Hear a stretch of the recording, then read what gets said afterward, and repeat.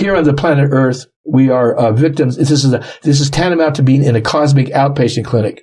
And because everybody suffers from the same mental disease, which I call EDS, Egoic Dissociative Syndrome, which is so pervasive and so deep that once you succumb to egoic pervasive syndrome, you're totally off base about everything. Keep watching to learn more. Book 3 in the New Thinking Aloud dialogue series is UFOs and UAP. Are We Really Alone? Now available on Amazon. New Thinking Aloud is presented by the California Institute for Human Science, a fully accredited university offering distant learning graduate degrees that focus on mind, body, and spirit. The topics that we cover here. We are particularly excited to announce new degrees emphasizing parapsychology and the paranormal. Visit their website at cihs.edu. You can now download all 8 copies of the New Thinking Aloud magazine for free or order beautiful printed copies. Go to newthinkingaloud.org.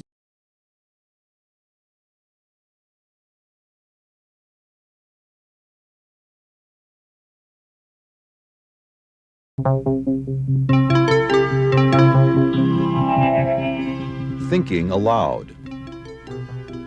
Conversations on the leading edge of knowledge and discovery with psychologist Jeffrey Mishlove.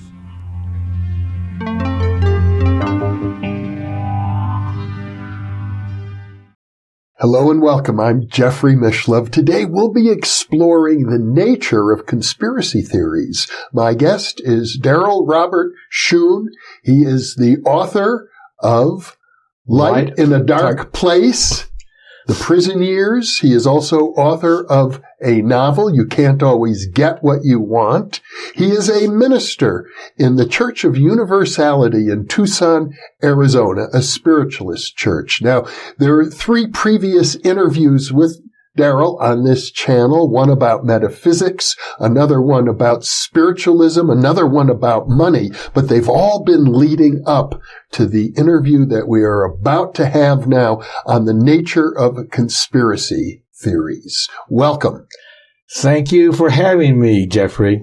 I'm delighted to be with you, Darryl. You're one of my oldest friends. Yeah. And even though we see each other only once a decade or once every 5 years. If you live long enough as we have, it adds up. But it's always a delight. It's always a delight on this side. And because of the fact that you were in prison, in a gentleman's prison, so to speak. I call it Club Fed. I call it the penalty box of the stars. Uh-huh. That's where Ehrlichman and Haldeman were sent. When Haldeman was one of the Nixon's chief aide. Yeah. When he was sent to prison, he ended up at Lompoc. Right, that's where I started out at. Yeah. And and there were rumors that he had a golf course there. Well, he didn't. He did have a golf hole. They did. For the center of the track, they came and built him a 200-300 yard. I don't know how big that thing was with the hole and the putting green and everything around it. And the day he got released from prison, they mowed it under. Isn't that interesting? Well, you've seen a lot of things from that vantage point, and not everybody is capable of understanding what they're seeing. Not everybody is privileged to have such an opportunity and to survive it the way you have. You've come back, I would say, strong and wise from that experience. It doesn't always work out that way. Thank you for your perspective. Before, I just felt I was battered. But you've been kind of really where my desire to invite you to discuss conspiracy theories is because you let me know through something you had written that you were really kind of caught up in the middle of a conspiracy theory. And because of your background in metaphysics and spiritualism, I thought you would be the ideal person to discuss not just this particular conspiracy, which I think is, even though it involves some $400 million, is still pretty trivial, but the notion of conspiracy in general. Yes. That's what I want to get at. It's fascinating that was your response to it because for the purpose of our viewers, I had sent you a book I had just written. The manuscript we're going to publish it later this year, called "Letter to House Intelligence Committee." Attention, Adam Schiff. Yeah. And it involves a story that I was personally involved in. The first week I get to prison, I meet Howard Hughes' former banker. And because of his situation, he tells me a story months later that he never intended to tell anyone. Within a year, I am reading corroboration to this in the LA Times. No one knows about it. I'm reading corroboration. And this is a conspiracy. This is the conspiracy I wrote you about. Mm-hmm. So I sent it to you, and you respond, and you said, quite fascinating. And then you said, Darryl, this could be the subject for a talk between us about conspiracies in general. And I think this is what you said, I think literally, but correct me if I'm wrong. I am not one to believe in conspiracies. Yeah. I'm prone to. Yeah. But we all know they happen. Mm-hmm. Perhaps we just should discuss the subject. Mm-hmm. And I thought, what a brilliant subject.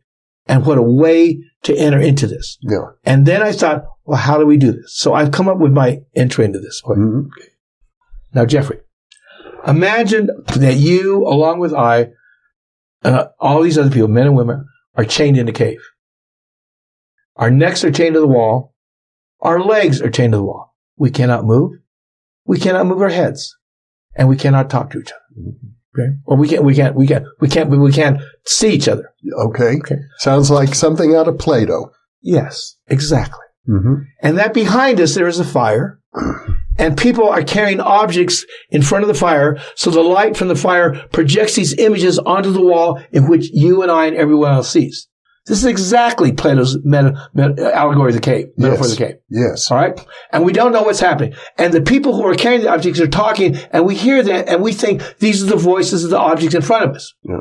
So we began trying to explain, because we can't talk to each other directly, what's going on. All we see are shadows. All we see is shadows. Yeah. But the wise among us come up with these great theories, explaining what is happening. And so eventually we began to accept those theories are true. All right? And so it is in the cave. Well, one day, one of us escapes. In fact, he's forced to the top by the allegory. All right? Because when he first got away and freed himself, he went outside and his eyes hurt. He looked at the fire and he didn't believe what he was seeing. And he then began to think, okay, this is better. This is the way it is. And he didn't leave. In Plato's story, in Plato's story, he's forced up to the top. Yes. Forced to the top. His eyes hurt. He's getting out, and he doesn't believe the reality that he's out there, the real world. Mm-hmm. But as he watches and he stays in this real world, not in the cave anymore, and he sees the stars, and the trees, and the plants, he realizes this is real, and not the cave. Okay, right. And so he's filled with a great compassion to tell the rest of us left in the cave. The prisoners. The prisoners. And he comes down to tell us. And he shows up and he looks like hell. And his eyes hurt because now he's in the cave and he can't see. And he's going like this, which we attribute to where he's been from. Oh, this man's damaged by his experience because he's blinded. And then he starts telling us about this other world, about out there. Now, Jeffrey, that's what you and I would think of as a conspiracy theory. Well, it's brilliant, actually. I mean, Plato's cave seems to be suggesting that we're all deluded. Yes. Now, I believe Plato's right. Mm-hmm. I absolutely believe he's right. And that and I've said this before, that here on the planet Earth, we are victims. This is tantamount to being in a cosmic outpatient clinic. And because everybody suffers from the same mental disease, which I call EDS, Egoic Dissociative Syndrome, which is so pervasive and so deep that once you succumb to egoic pervasive syndrome, you're totally off base about everything. Egoic dissociative syndrome. Right. The ego is the sense of self is dissociated from source. It's not separate because it never can be separated from source. Nothing can separate itself from the source. But the ego can dissociate it from source and believe itself alone, at risk, and at hazard. Yeah. All right? And this is what I think everybody on the earth suffers from. We think mental illness is a term that should only be reserved to those who are not ambulatory. I believe even the ambulatory among us suffer from EDS. Mm-hmm. And because everybody suffers from it, we don't recognize it. Mm-hmm. All right? So this person returns from the outer world and tells us about how it is, and we think he's crazy. We think this is a conspiracy theory. Why does the mind think anything that it does not already accept is a conspiracy theory? Because the mind distrusts anything it does not already believe. If the mind or the egos are told that the earth does not, that the sun does not revolve around the earth, the mind is going to go, bullshit. This is a conspiracy theory. This guy Copernicus or Galileo, he's making this up. In fact, Galileo was silenced by the church, punished by the church. Yes, because he had a theory that did not meet with the common gestalt, and was rejected by it, and believed it to be. And everybody who's gone on later became part of this conspiracy theory. Everybody who believed with Galileo became associated with Galileo's conspiracy theory. Okay. Now, so it is with the human mind. Everybody who comes up with a different theory about why things are happening is dismissed as a conspiracy theory by the mind, or as a theory, because it doesn't like anything new. Or a crackpot theory. And the truth is this. Some of us are now become really disposed to crackpot theories. Yeah. The rest of us, the rest of the Gestalt, try and stay away from it because we don't want to go there for a reason. And this is the topic of our discussion. Yeah. I believe that the topic of our discussion about conspiracies, why we don't believe the ones that are, and our attitudes about them, are because we are of our fear. We are afraid that the world is not what we think it is. And when any alternate views got put in, we shove them out. We just want the world to be what we think it is. We are going to defend the world as we think it is, no matter what we think it is. The Muslims, the Catholics, the atheists, the agnostics, the libertarians, the hard right, the diehard Stalinists are all going to reject any theories that challenge their paradigm. And the deeper and the more devious it is, or the deeper it is, they're more going to say it's a conspiracy theory. Now, that's the general Gestalt. Okay. What has appeared in the general Gestalt is a sudden attraction for a segment of the Gestalt, of the whole, to believe in theories. Any theory! Crackpot! Anything! Anything that they are being manipulated, anything, they don't trust power, they don't trust anything. All they trust is their fear reflected back to them by their own little world that they live in. All right? Now, this is because when they lose their trust in the Gestalt to such a degree, they feel betrayed and don't know what to believe at all. All right? So, we've got two groups of people. The general Gestalt that doesn't even want to think about it because of how the implications of it. They're so flaky. They believe they're flaky. Yeah. But they don't look at it. And you know, we live in an era in which our mainstream culture has done so much, especially in the realm of technology. It seems as if, you know, the universities, the business institutions, the religious institutions know what they're doing. Yes, they want you to believe.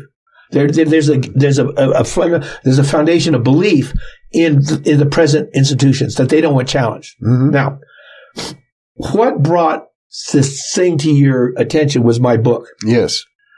Well, I have to say this. I hear from viewers. Yes. And I'm sure you do. I know. We get well over 100 viewer comments every day, and I read them. Okay. All right. So, because I think it's a good window into the psyche of the general population worldwide. Okay. And I think it's true. All right. That you're monitoring the feedback and you see this stuff going on. Although some of your viewers are prone to any conspiracy theory. I would say, maybe not. Yeah, I don't know. I don't know if I go that far, but I will say that I've heard dozens and dozens of different conspiracy theories promulgated by viewers. Okay, now, that's the difference between your viewership and mine.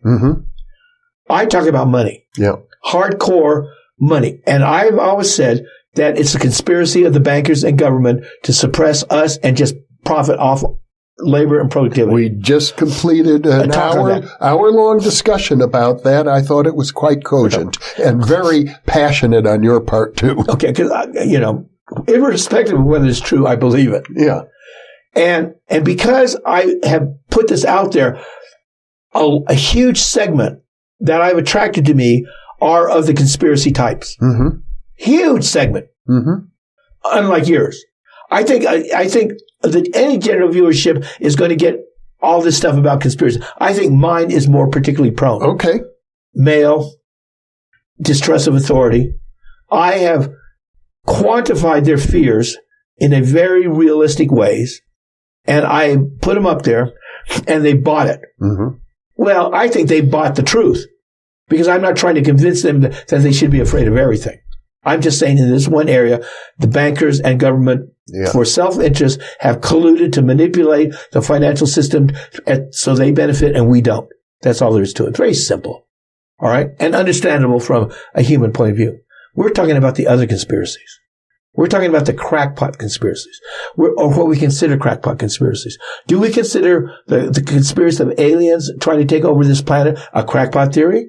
Well, the ones who don't believe it consider it a crackpot theory. Yep. The ones who believe it consider it a valid explanation of why things are the way they are. Mm-hmm. And when we had our first discussion about this topic, about our filtering of theories, I brought up a theory that there's a theory that exists out there that humanity itself our minds have been taken over by a foreign force, rendering us complicit in the fear that's going on and making us less than we truly are. And you said, really?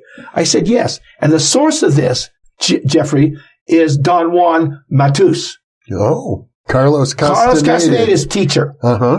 Who told Carlos Castaneda? He said, Carlos, he said, human beings are not as small as we think we are. We're not as petty. That's not our real nature. We've become so. We've been made so by what he calls the foreign installation. This foreign installation lives off of us, all right, and uses our psychic energy to thrive by keeping us in fear and keeping us off balance and making us petty. Well, Colin Wilson, the philosopher, wrote a novel once called The Mind Parasites. Okay. Along the same line. Okay. You get a similar idea in ancient Gnosticism. Yes, exactly. Now, what I believe is this, to put it in the current metaphor of computers. Yeah. When you boot up, I think we've been infected by a virus. Mm-hmm. I think Jesus may have been right when he said, ye are gods. Okay? Mm-hmm. But what God in his right mind would create a reality like this? None. But a God in his wrong mind would possibly do something as bad as this. Okay. All right? Now, although I have to say this, I am under the impression that from the point of view of the universe at large, this planet and all of its ups and downs and suffering and joy is neither good nor bad. It just is. That's the point of view. Yeah. I believe that the point of view of the universe is the suffering in here has been tragic. All right? Mm-hmm. That the universe is love itself. All right? But suffering, it seems to be a natural part of us growing and learning. Okay. So suffering by itself is not bad. Mm-hmm. But it is not the intent of the universe to make us suffer. Because of what we've done, the only way out apparently is through suffering. Yeah. But the predilection of the universe is love, joy, and happiness. Yeah. Okay? Okay. Now, I've often told myself, for example, that we have to grow and we have a choice. We can grow joyfully if we choose to, but if we don't choose to grow joyfully, we will grow painfully. Now, that was like our metaphor. Yeah. You heard a belief or thought that you're going to spend some time in prison, and you could either accept it or not. And you said, I'm going to accept it, and you went into prison and you taught courses there. Because of my own personality, I go, screw this stuff. I wouldn't accept it. I ended up in prison and stuff, but I learned a lot from it. Mm-hmm. Now, what my metaphor is this. You probably learned much more than I did. Well, I was supposed to, I think. At least, I learned it. Well, you were there longer, I was longer. I was there longer. But what my belief is this, is that there is a virus, computer virus. Yeah. And what I believe is there's what I call the universal operating system. without limit, in constraint, in construct, in everything. It is everything. That's the universal. The universal operating system contains everything within it, the formed and unformed. Okay. Now, you and I and everybody else on Earth right now has access to the universal operating system, but we're not using it as our default operating system. We're using what I call a temporary operating system. All right? Yeah. All right. A temporary operating system that is booted up at birth. That got data in that it didn't understand, and it created a picture of the universe. It didn't create the universe. It created a picture of the universe that it reflects back to the dissociated ego and tells our dissociated ego, this is real. Now, we have no other experience because we are plugged into this, trapped by this personal operating system. We are the prisoner of our own thoughts. Absolutely. And we are led to believe that thinking is going to get us out of it. All right. If we think right, we're going to figure it out. What thinking does, because it's tautological, it leads to its own tautological. It leads to its own itself. It leads to itself. It's a loop. Yeah. So being in the loop, the more intelligent of us are going to have a more complex world, not a way out. But it's just going to have more stuff in it. A more complex prison. A more complex prison than the simpler prison of the simpler people. Yeah. But a prison nonetheless. Now, there's a thing called ontology, which is a way of where the mind can interrupt and break through but those only happen intermittently. Ontology. Ontological. Okay. That there's a breakthrough of the universal operating system into the personal operating system. Because I would use the word ontology a little differently. Okay. Many times on this program, we talk about ontology as the branch of philosophy dealing with the ultimate nature of things. Okay. I would say the ultimate nature of things in an operative sense breaks through the personal operating system. It has the potential. It has the potential to break through. In other words, reality. Yes. Reality pushes through. Yeah. Into the version of reality that each one of us carries as reality. All right? Yeah. Now, because we are trapped by our own, this is my theory, that I and my viewers, the ones who are prone to conspiracy theories, are trapped by our own minds. Sure. And we project this being trapped out on parents, society, religion, politics, everything. Bankers, government, money. Yeah. Everybody has somebody to blame. Everybody has somebody to blame. Because we are all trapped. Yeah. And based on how we are feeling oppressed, we blame women blame men. Now, I don't say that men are not blamed. In fact, the male polarity has a lot of blame, carrying blame forward in this reality. Because the polarity is trying to learn to balance itself. And in learning to balance itself, it has made a huge amount of mistakes. All right? And it's trying to correct it. That's my belief now about the universe. The universe is really making a hard attempt to correct itself through us. Through us. We are a reflection of the big. As above, so below. As below, so above. We're the meeting of the micro and the macro. So the conflict that we're going through is reflective of that conflict. The resolution that we're going through on a personal level is a reflection of the resolution that it's going through on the bigger level. All right? Now, I believe that because of how I've tried to sell this story about the conspiracy that I know about, and then it also involves 9/11. And I know a lot about this stuff. And I see a general intense desire to not deal with it. In fact, I thought it was very interesting. You pointed out that Therion, the banker you talked to, eventually he was trying to, in effect, blackmail Republicans to get him out of prison. Yes. And told me the story. They ignored him because they said nobody will believe him anyway. Yes. And they were right. They were right. Yeah. And he had all the data. The book that I sent you, when you read those telexes and the letters to the French bankers, I think you realize something was going on. Yeah, there was a lot of evidence. There was a tremendous amount of evidence. Yeah. All right? I have carried that story and tried to tell Bob Woodward, Woodward, the journalist. The journalist. Yeah. A&E reports, okay, all these news outlets, and they don't want to hear it. They don't want to hear it. And I've told people, and they don't want to hear it either. In a way. Yeah. They're like, well, first of all, it puts a burden on them because then they have to do the research to verify. Or they just have to look at it. Yeah. I made it easy. Uh-huh. My book makes it real easy, yeah, Jeff. Because you have everything lined up. It's everything right there. Yeah. You could read my book and go, holy smokes. What my book does, it shows the reader evidence of a crime they didn't know happened. Yeah. But the evidence is overwhelming that it happened. And it leads them to evidence of a crime that they know happened that they don't want to look at. Yeah. Which is even far bigger than the first crime. Mm-hmm. And that's why your question of conspiracies, our response to them, why is our response quite interesting. Mm-hmm. Now, this attempt out of the gate is my last attempt. Fate handed me this story. Here I am. I graduate in political science, as cynical as any person is about the power structure. I mean, I'm not going, oh, they wouldn't do that. They really killed Kennedy because they were trying. No, I already believe that. I already believe that Kennedy, when he accepted the Democratic promotion, for the presidency, for the not promotion, but the nomination. Yeah. He and Bobby got a phone call before the event. And they said, you will not get the nomination unless you accept Lyndon Baines Johnson as your running mate.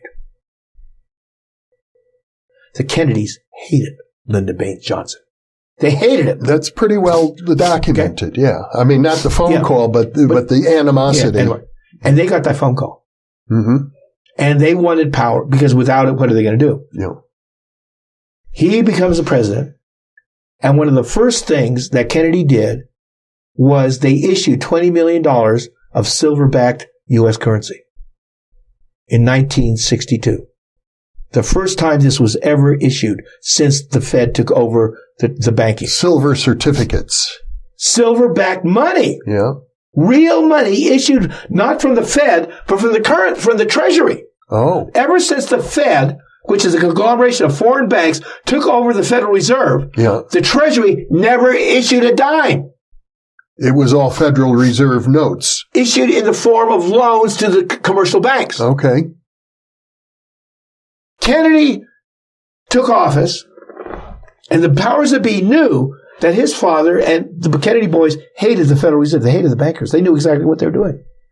One of the first acts that they did was issue, because the Treasury had all the silver. Okay.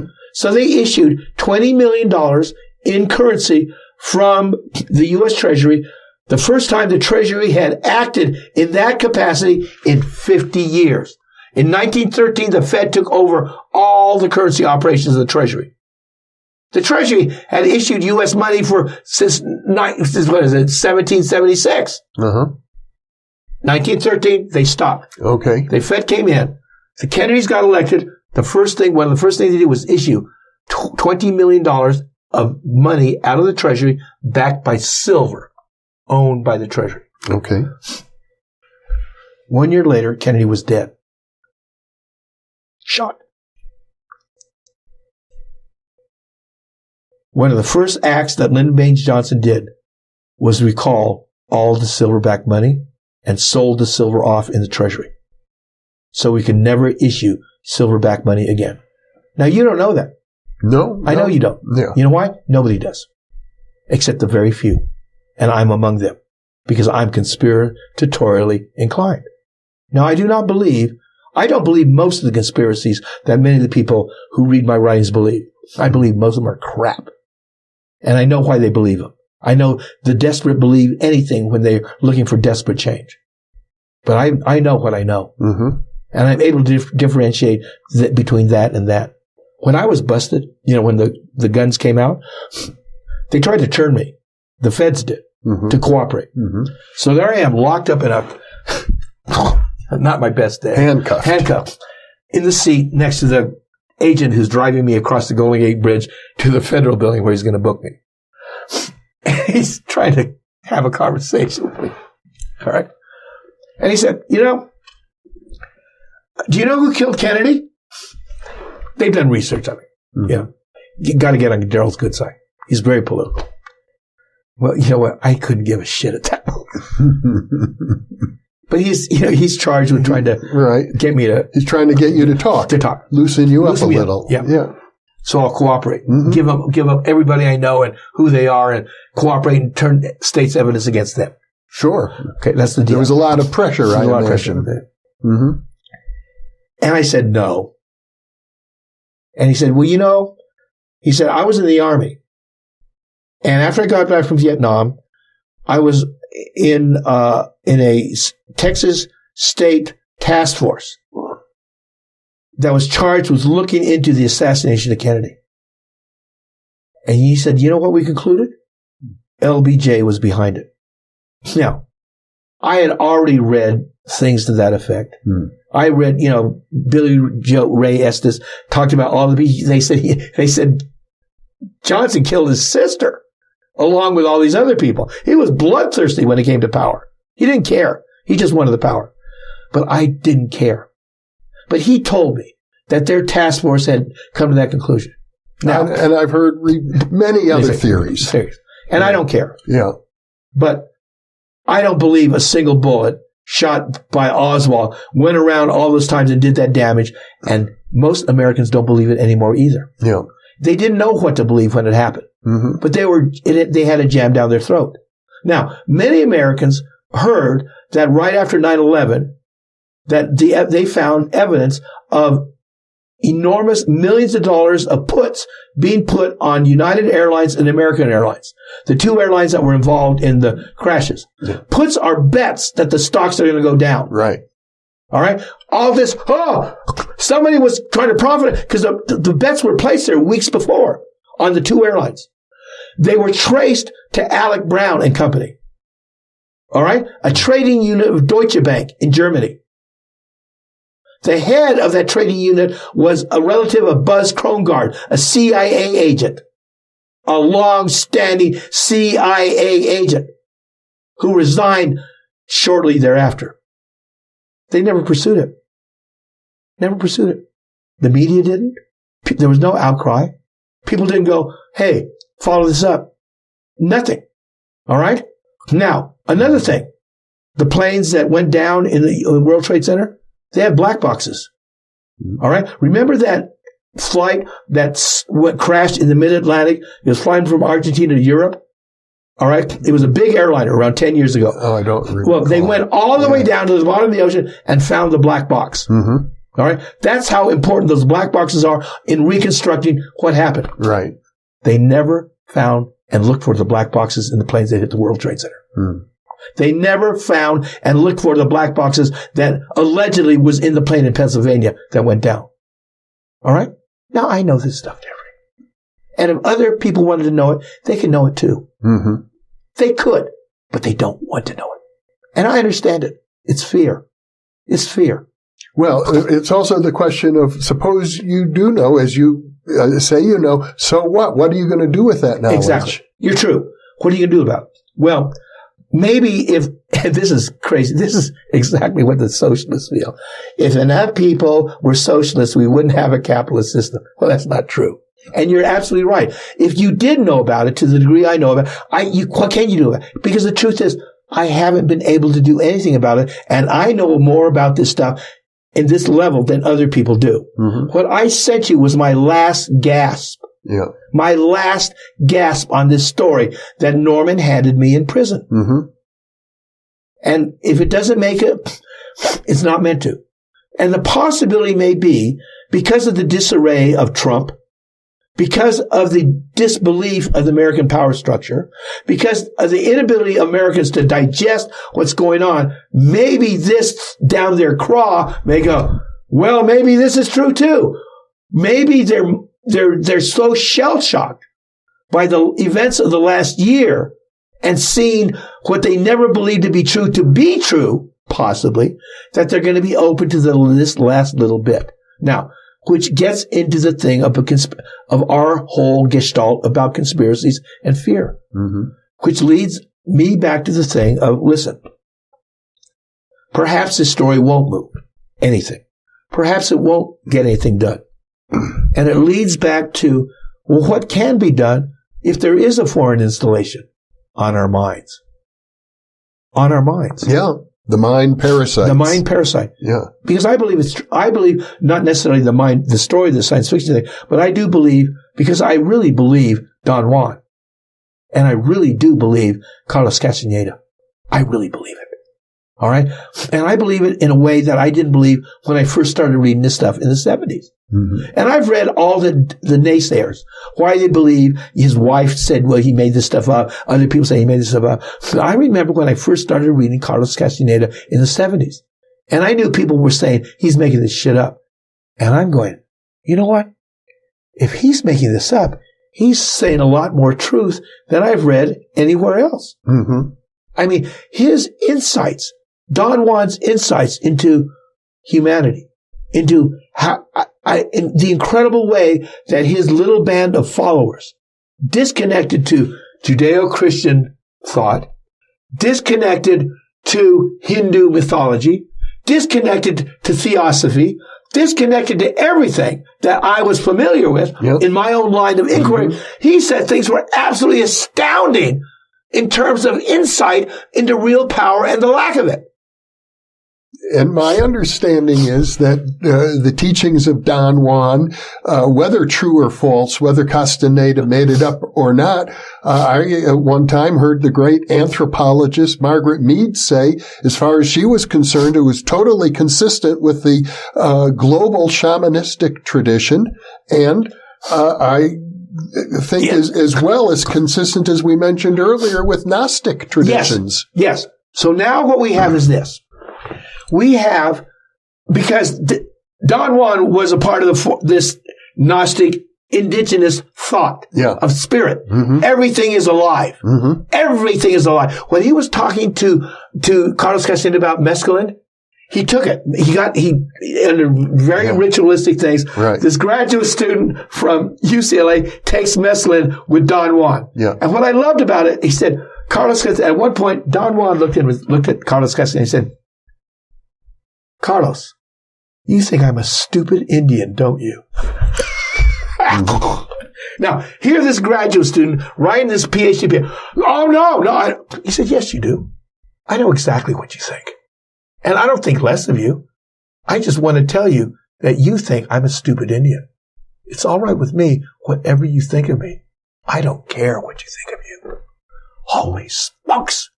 You know, how could you not think this Indian knows less than you if you're heir to the Western study of science and observation and data research and what makes it to the top and what makes it to the filter of what's true or not? When you're doing field research by asking an Indian that you met at a Greyhound bus station that somebody pointed out that he may be a man of knowledge. The Indians consider this a man of knowledge. And for some reason, he starts talking to you. And for some reason, he starts telling you these things. And the fact that you've told me that Margaret Mead's reaction to what Carlos Castaneda wrote makes me feel good about my own tenuous assumptions about what's true. Because what is true, what they believe to be true, is not in line at all with the Western mythos that you and I are heir to and have dabbled around in and read and discussed. All right? Because they represent the margins of society. They represent the very margins of our society, but not theirs. No. They represent the core of a marginalized of thought. They represent the core of a tradition that goes to the roots of the roots of consciousness. They represent a core of a pure thought form that we have dismissed as primitive, as simple, as culturally interesting, but intellectually irrelevant. And the fact that Margaret Mead read his stuff, it makes me feel good, what you just told me. I'm glad for that. Now, in my 70s, I am now rereading things I've got 2 books going with Carlos Castaneda right now. Mm-hmm. The Eagle's Gift, which came later, and his first book, The Teachings of Don Juan, right. Akin, his very first book. Yeah. And I'm reading both of them currently. And I'm reading with a different mind. I'm reading them with the mind of now 70 years of ticking around with this stuff. All right? Going to prison, meditating, continuing to read, continuing to explore. And you know what he told Carlos about the mescaline? This is what I want to tell you about it. And this is in the first book. Because Carlos is trying to get him to tell him everything about mescaline. And Don Juan won't. He said, why won't you tell me? You're not ready. He said, well, what's going to happen to me? He said, how can I tell you what Mescalito will tell you? I don't know what Mescalito will tell you, but I know he was very different with you. Yeah. Now, and Carlos goes, why? He said, I have no idea. But he was different with you, Carlos. And he said, and he tells Carlos, he said, listen, Carlos, there are many paths. There's many paths as there are people. And I'm not one to tell you what you should do on your path.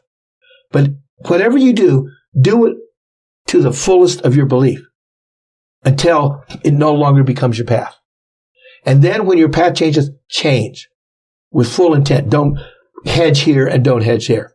All right? Because you'll learn the most by fully embracing your path. And he said, now I cannot tell you what path to choose because there are a multitude of paths out there. But my advice is this, Carlos, choose the path with heart. Yeah. Here is an Indian, a man of knowledge. In fact, when we go to Nogales, I also told Martha, I said, I want you to take a picture of me in the bus station. Because this is where they met. They met. Oh. Just like when I was at the Sun King's palace in France. Yes. And I'm walking down those stairs. I thought, I perhaps am walking down the same stairs as Saint Germain walked in. Because he was given a laboratory at the palace of the Sun King. That I am walking in his stairs. Which is the same thought that I had after I was at the famous French press duck place. Not Taliban or L'Etoile, but it's quite famous. And after I went there to the bathroom, I realized they only had one toilet seat. It's old, wooden toilet seat, old hotel, old restaurant. And I said, you know what? I've sat on the same seat that kings, ministers, and dukes of men of power and influence of wealth have sat on. Right? So there's only one toilet seat there. So if they had to go to the bathroom at that French restaurant, I sat there with them. And prostitutes. No, this is a men's toilet seat. Oh, okay. Well, they could be male prostitutes. I see. And a very expensive restaurant. Yeah. So the thing is that Don Juan's advice to Carlos is that choose the path with heart. Now, what a wonderful bit of advice. It is. All right? And so I don't care of the naysayers, the people who found holes in his, reasons to doubt him. And the fact that, because I don't believe you should believe Carlos just because of what he says either. No. I believe, as Don Juan says, if this path is for you, it's going to resonate with you. And if it isn't, it won't resonate with you. Well, I'm 74 years old, and I've been on this path, on this planet, for quite some time. And very few people believe the way I believe. But I'm not requiring them to believe the way I believe. I don't want them to believe the way I believe. If they're on the same path that I am, I would like them to be on the path for the same reasons. That certain things happened to them in their life. That certain people told them certain things that they considered absurd, and yet upon closer inspection turned out to be true. I know from your book, Roots of Consciousness, that you gave equal credence to spiritual phenomena, to psychic phenomena. I totally disbelieved it for decades until I got to Tucson. And then when I fell into it in the middle of it. I fell down the rabbit hole. Yeah. All right? So now I believe it. And I didn't believe it before. So who am I to say what you should believe and what not to believe? I know that my belief has come to me by circumstance as much as it is by intellectual bullshit thinking. I'm not here to decry intellectual thought. But more than most, I know its limitation and its allure and its arrogance and the belief that you're right and what it does to you as a human being, believing that you're right and everybody else is wrong. I know more than most how blinding that can be and how isolating that can be. That we can not only create our own mental illness, but we can refine it. We can refine these little discrete worlds of separate perceptual experience that is at odds with everybody else's. And it can lead us into a basic personal psychosis of we've isolated ourselves from it. The egoic dissociative syndrome can take itself to an extreme degree and separate yourself from children, from flowers, from animals, from nature, from life, from its source. And that's all I would say, Jeffrey, is that conspiracies are like everything else. When you're confronted with something that you don't know and don't understand, that might be true. It might behoove you to look there and find something about the world that you live in, just to find it out, rather than live in the carefully constructed construct that we do. Every day, we filter information. Why? We filter it because we basically want to feel better. Well, we'd be overwhelmed if we didn't. We truly would. But I believe at the basis of each of one of our perceptual models is the desire to find stability where there is none. We have constructed an illusion. I believe that the Hindus were right. That the worlds that we live in are carefully constructed, illusory models of reality. Yep. All right? And the curious thing is my dharma, my personal dharma, has brought me into situations where I really share with that extreme right-wing, they're after us. I mean, I know what they think. And I found a lot of evidence of, they're after us. All right? But that other part of me has gone to the other side. Om Mani Padme Om. Far beyond the encompassing of the, they got us. Yeah. All right? And we live in there. Now, I am not afraid of what I have found. I remember I was at a conference 2006. All right? And this was at a very high-end financial conference. Not conference. These were people who had a lot of money and they were into the gold and silver and stuff like that. And I had just started to write. So this is 2007. And this is at a country club in San Diego. What are you doing? Are you into bonds? This is the kind of people.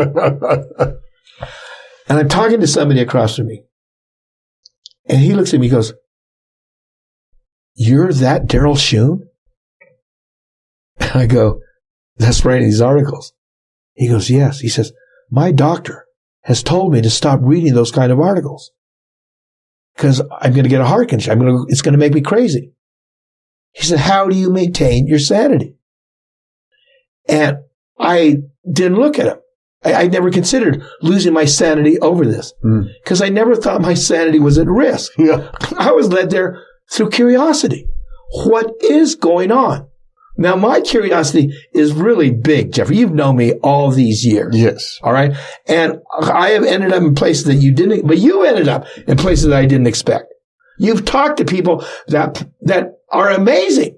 You've talked to the people on the frontiers of thought and non-thought, of beingness, because of your own personal search and curiosity. Yep. All right. And so I never thought that I was in danger of needing medication. I'm probably in danger of causing people to take medication more than needing it myself. But the integration of myself in my own world, I realize the pitfalls. I realize what we can work ourselves into. I realize the dangers of focusing on fearful things more than encompassing things. But I also realize the dangers of denial and blindness. And I see it's not my place to tell people to not be blind or not to go into denial. I can understand the need to do so. My patience with those people is real short. That's why I've talked to very few people. I talked to very few people. And I knew before I did this series with you, I thought, you know what? I'm probably going to be able to talk to Jeffrey in a way that I don't talk to other people. I can talk to you freely in a way because I don't feel you're trying to get me to go somewhere, right, or ask me questions that challenge my basic assumptions. The talk with you is going to be why about certain subjects. Well, I had an intuition that you had some inner wisdom on this particular topic. and I think that intuition has been justified. Thank you. Because it's led to us coming together here. Yeah. After all these years, in front of a tape recorder, in front of film, in front of all these things, where you have, in your reality, have put yourself and created for yourself a certain agreement that is rather reified. All right? When people watch your stuff, there's a certain element of trust about it. But the same people watched Trump trusting that what he's done is the truth too. Yeah. We've just segmented ourselves out. And I believe that the people watching you have developed a great deal of trust in your approach, in your curiosity, and in your openness. All right? And I, like I say, talk to very few people these days. Very few. And I always have. Because my inclination is, they're not going to believe this. They're not going to believe me. They don't want to believe me. And if they knew about me, that's even more reason for them to flee. Well, I can say this, Darryl. First of all, I love you, man. I love you too, Jeffrey. You know, I've known you for longer than I've known my own wife, and we've been married for over 4 decades. Yes, and I've seen you go through ups and downs. I think from the very first moment I met you, I trusted you. And I can tell you this, I've interviewed, well over 1,000 people. I don't recall anybody with more passion. And that's heart. That's what I'm talking about is very similar to what Don Juan Matus told Carlos Castaneda. Follow a path with heart. You have. And you're demonstrating it now. And I can tell you this, I'm thrilled that you've come to Albuquerque to be with me. We've completed 4 interviews. I hope you come back often again, Darryl. Thank you for the invitation. Thank you for the space to express these thoughts that I have held in myself, that I hold. And thank you for creating a forum where perhaps other people can consider what I have thought about. Thank you, Jeffrey. You're very welcome, and thank you for being with us.